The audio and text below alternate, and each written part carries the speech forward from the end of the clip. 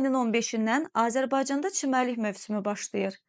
Fövqəladə Hallar Nazirliyinin mətbuat xidmətindən TNS TV-yə verilən məlumata görə çimərliklər sabahdan vətəndaşların istifadəsində olacaq. Əgər biz nəzər salsaq, məsələn, mart-aprel ayında da dənizdə çimərlər olur. Yəni bu o demək deyil, kim nə vaxtsa dənizdə çiməcəksə, onun yanında xilas edici olmalı. Xeyr, belə bir anlayış yoxdur. Dünyada belə bir praktika yoxdur. Ancaq buna baxmayaraq, hal-hazırda Fövqəladə Hallar Nazirliyi tərəfindən çimərlik mövsümünə hazırlıq işləri gedir. Yəni bu hazırlıq işləri nələrdir? Mən deyim, deməli, may ayından etibarən xidmətin əməkdaşları yerli icra nümayəndələrin iştirakı ilə birlikdə sahil boyu ərazilərdə monitorinqlər keçiriblər. Əsas məqsəd ondan ibarətdir ki, sahil boyu ərazilərdə nəzarətsiz çimərliklər, istifadəyə yararsız çimərliklər, təhlükəli çimərliklər, bunları müəyyən etmək. Eyni zamanda da çimərlik sahibkarları var. Buna termin olaraq çimərlik operatorları deyilir. Yəni özəl istirahət çimərlik mərkəzləri. Bunların da sahibkarlarına, operatorlarına təhlükəsizlik qaydaları barədə bildirişlər təqdim olunur. Yəni bu bildirişlər nədir? Bu bildirişlərdə göstərilir ki, ümumiyyətlə hər bir çimərlik, özəl çimərlik sahibkarları öz ərazilərində təhlükəsizlik tədbirlərini özləri təmin etməlidirlər.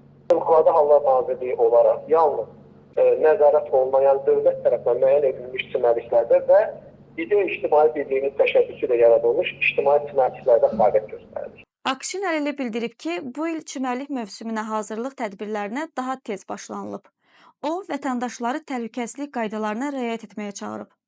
Vətəndaşlara müraciət edir ki, çimərlik və xilasedicilər olmayan ərazidən istifadə etməsinlər. Bir də ki, xüsusən bizim bölgələrimizdə uşaq və yeniyetmələrin suvarma kanallarında, çaylarda, süni göllərdə, su axlarında istifadəsi hallarında rast gəlinir ki, bu da olduqca təhlükəlidir. Odur ki, bölgələrimizdə də valideynlər diqqətli olsunlar, uşaq və yeniyetmələrin bu tip su hövzələrdə istifadəsindən çəkindirsinlər və çimərliklərdə də təhlükəsiz istirahət üçün hava şəraiti də olduqca önəmlidir.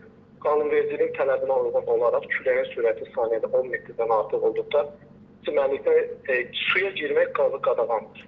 Əgər kimsə orada gəlib istirahət edirsə, suya girirsə, xilasedicilər onu nəzarətdə saxlayırlar, sözsüz.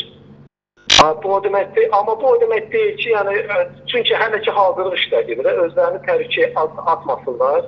Siz özünüz də bildiyiniz kimi sayılı günlər qalır. Ayın 15-dən inşallah ki, qeyd etdiyim kimi xidmət var gücü ilə gücləndirilmiş rejimdə xidmət aparacaq. Nazirlik rəsmisi bildirib ki, artıq ictimai çimərliklərdə sualtı müayinələr aparılıb və sualtı təmizləmə işləri görülüb.